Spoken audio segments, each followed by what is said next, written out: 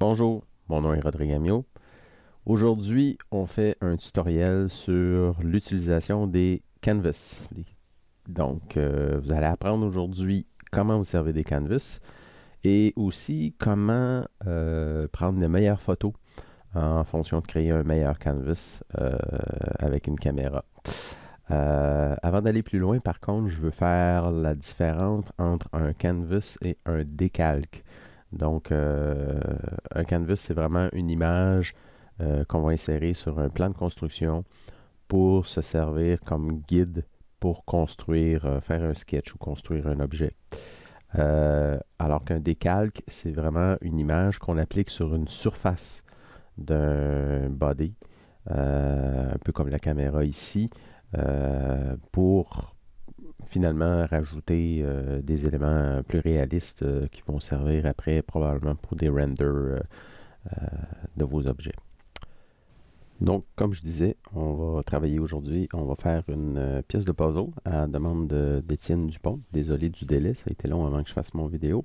Et puis, pour faire différent un peu, puisque c'est un petit peu à plat le puzzle, on va aussi faire de quoi? On va prendre une photo d'une coupe à Porto.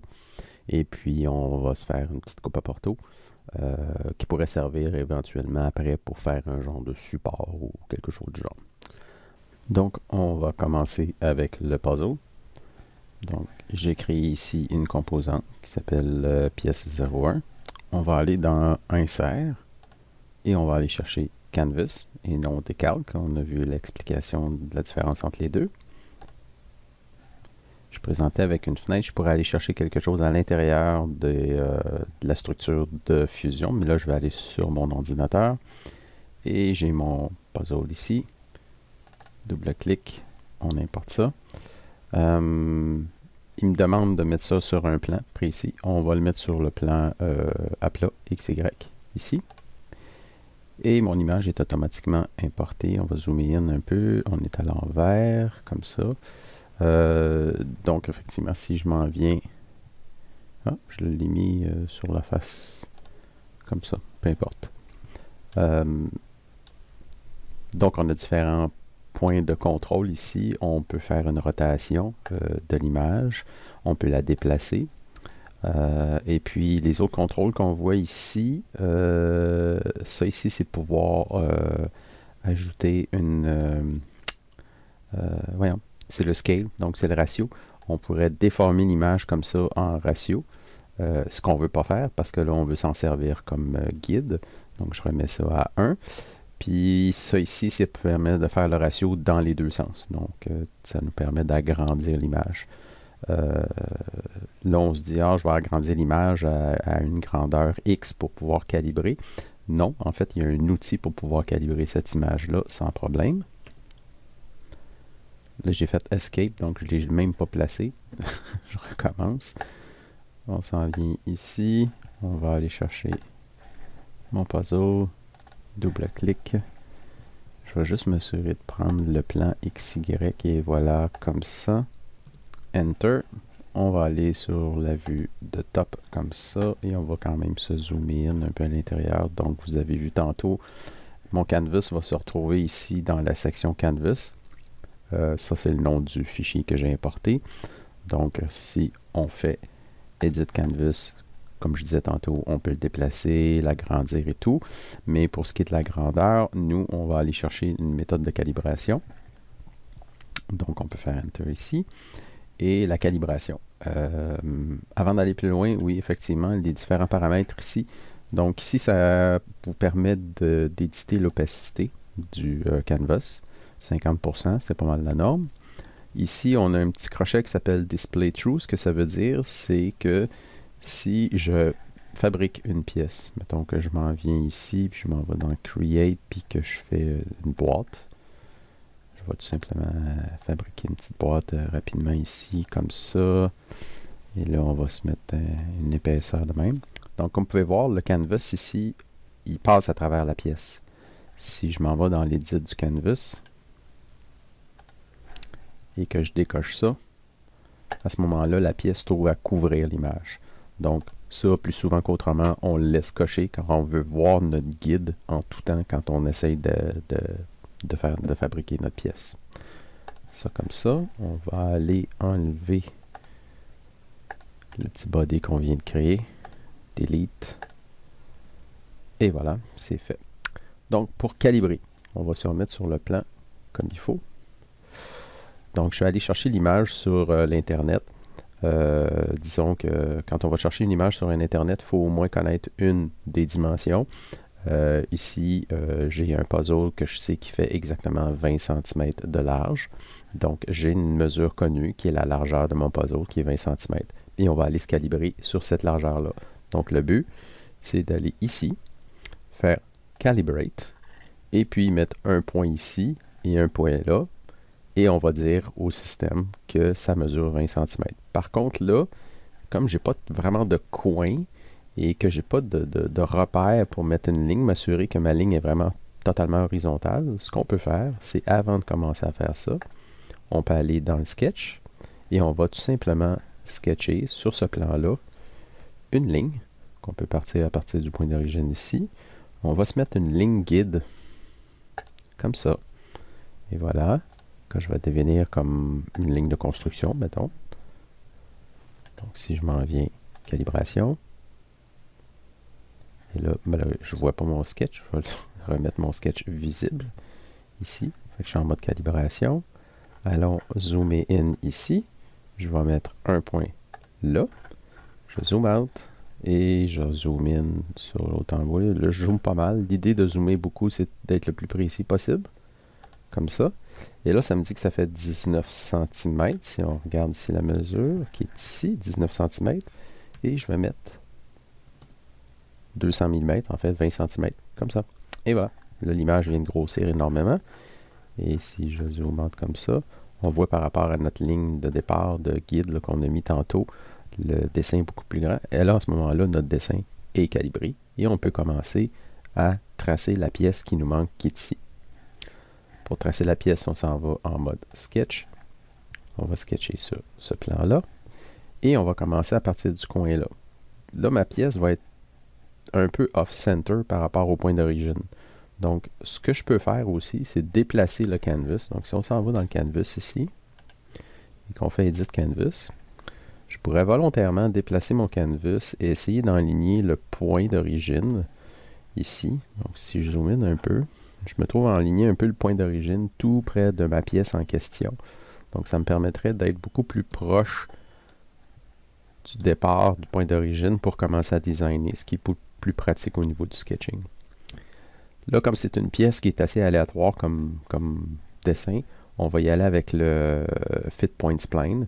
Ça va me permettre de vous montrer les points de contrôle aussi. Donc ici, on va commencer sur le point d'origine. On est à peu près à la bonne place. On s'en vient ici, on fait un premier point. Donc, le spline, l'idée, c'est de ne pas mettre trop de points. Vous allez avoir un meilleur contrôle si vous mettez le moins de points possible. Et puis, ensuite, c'est d'aller contrôler les courbes de chacun de ces points-là. Donc, l'idée, c'est de mettre un point à chaque fois que vous avez un bout de courbe. Donc, ici, j'ai un bout de courbe, je vais mettre un point là. Ici, j'ai un changement, j'ai un bout de courbe, je vais aller mettre un autre point ici. Là, on voit que ça a snappé sur le point d'origine. Petit truc, si vous ne voulez pas que ça snappe automatiquement, parce qu'il va chercher à snapper sur des enlignements de points à différents endroits, tenez contrôle, ou sur un Mac, je pense que c'est commande. À ce moment-là, vous êtes certain qu'il n'y a plus de snapping. Là, je maintiens le contrôle, là, il ne snappera plus sur la ligne horizontale du point d'origine. Donc, comme je disais, un point là, le top de la courbe, un point là, le top de la courbe. Je mettrai à peu près un point là, c'est à peu près ici que j'ai un changement. Je mettrai un autre point ici, j'ai un changement là. J'ai un changement ici, je reviens dans ce sens-là, un peu dans le creux. Et je m'en viens au bout. Et là, comme on est en mode spline, si je continuais par là, je ne pourrais pas avoir qu'à 90 degrés. Donc, ce qu'on va faire, c'est qu'on va mettre un dernier point ici. Et on va terminer cette ligne-là. D'accord? Une fois que la ligne est terminée, faire Escape pour enlever le mode spline. Et là, à ce moment-là, je peux aller venir ajuster les courbes, réajuster les points, puis essayer d'aller fitter le plus possible le contour de ma pièce. On voit une espèce de cercle vert qui apparaît ici. Là. Le cercle vert représente en fait la courbure si c'était un cercle. Ça nous permet de nous enligner un peu. Ici, je suis peut-être un peu comme ça. En fait, c'est lui qui est pas assez large. Je pourrais... Oups. Voilà. Lui, je vais le tasser un petit peu comme ça. Je vais élargir un peu son arc de cercle comme ça. J'ai celui-là, comme ça. En fait, vous comprenez le principe.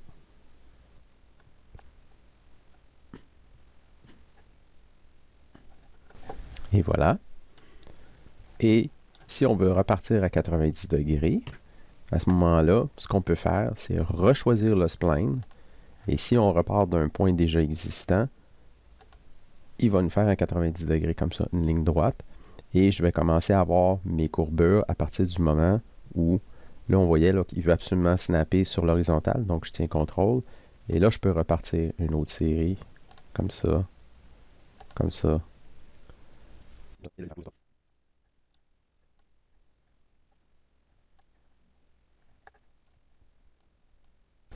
Là, ici, je reprends l'enregistrement. Donc, on va voir si lui va chercher à snapper là.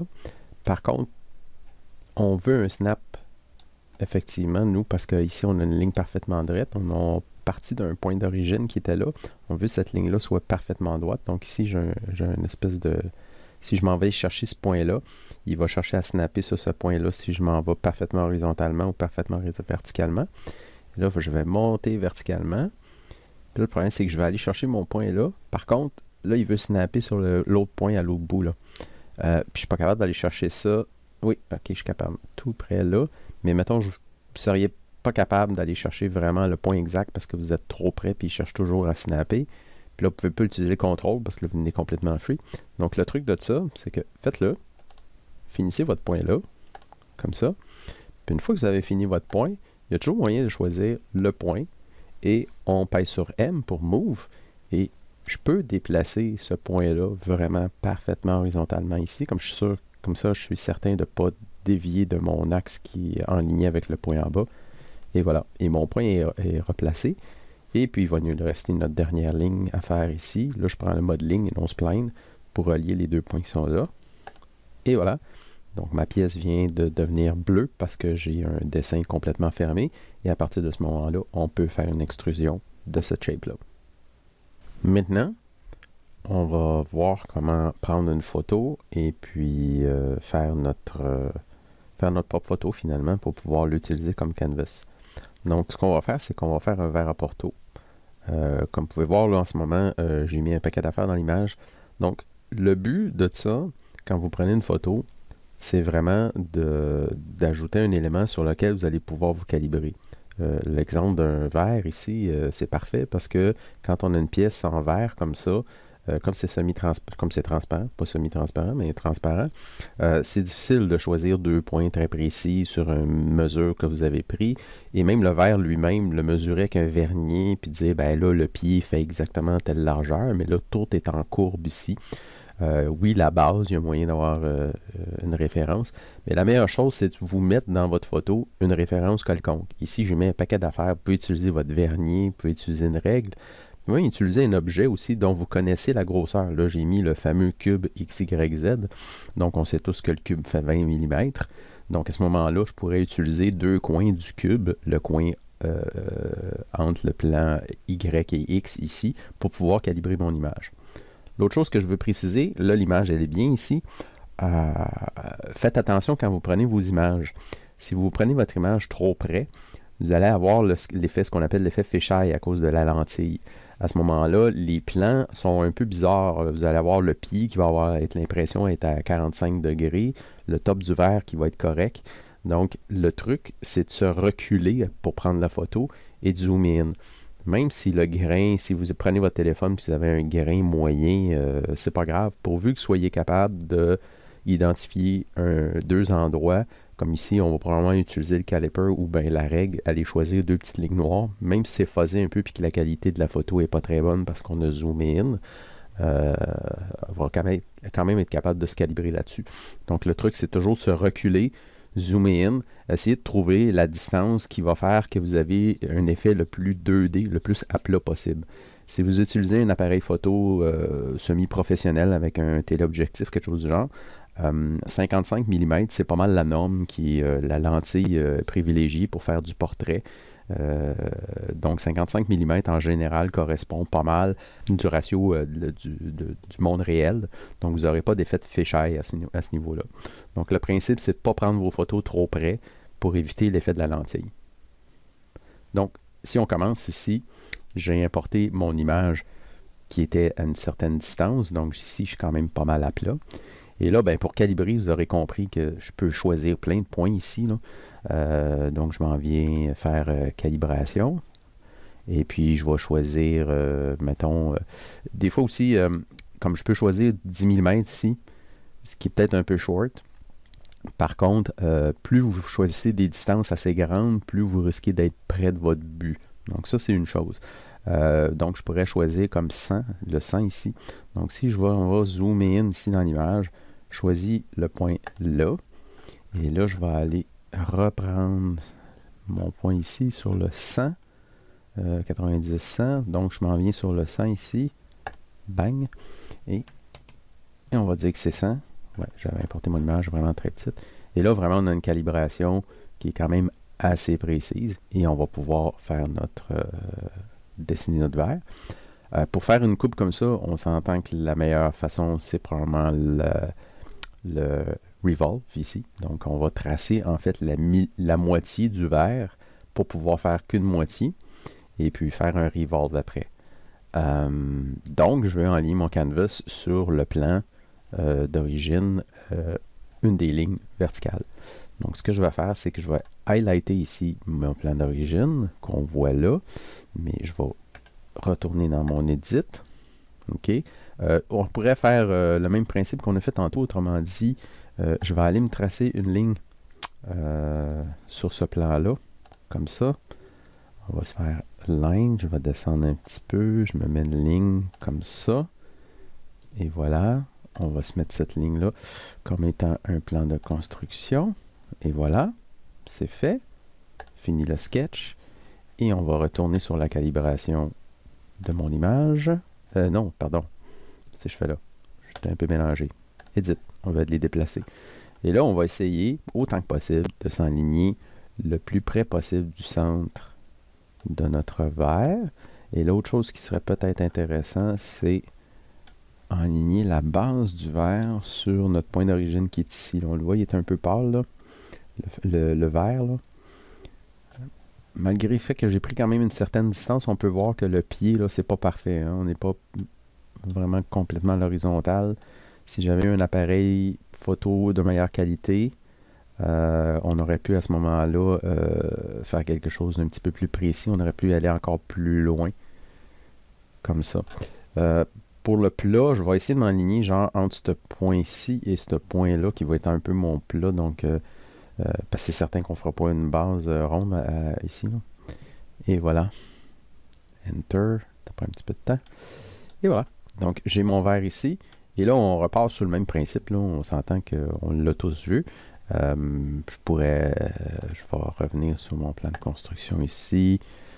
Je vais faire ma première ligne jusqu'au top du verre, qui va être en fait mon premier ici. Ça en vient là. Je vais juste me déplacer comme ça. Et voilà. Je m'en viens jusqu'ici. Et voilà. J'ai une autre ligne qui va partir de là jusqu'à... Là, comme j'avais dit tantôt, hein, le vert, c'est pas évident là, ici. Pour les raisons... vu que c'est comme pas trop évident ici, vous pouvez toujours aller modifier l'opacité. Là. Donc, je peux arriver et dire, ah, tiens, là, je le vois beaucoup mieux. Comme je travaille pas encore avec un objet solide, je peux rester en opacité à 100%. Là. Donc, ça me permet de mieux voir mon verre ici. On va utiliser le spline. Donc, on part d'ici. Comme j'expliquais tantôt, essayez d'y aller avec le minimum de points pour le spline. Donc, je dirais que j'ai une courbe à peu près là. On va descendre. Je m'en viens ici. J'ai un petit ripple là, ici. On va donner le trip de le faire, le petit ripple. Donc, je m'en viens ici, comme ça. Bang. Je vais finir mon point parce que je vais repartir avec un autre spline ici pour recréer le petit ripple. de même. Et là, j'ai vraiment la courbure de mon pied. Ouais, que je pourrais me rendre jusqu'en bas. Comme ça. Ici. Je vais finir ça. Ici, là, en fait, là. Ce point-là. Il va plus être de même. Lui, il est plus là. Si je vais chercher le point de contrôle. De même. Je vais peut-être être obligé de rajouter un point.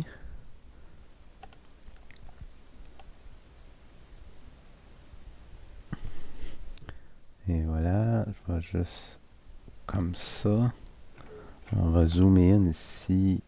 On est un petit peu weird là. Comme ça. Non, comme ça. Oups.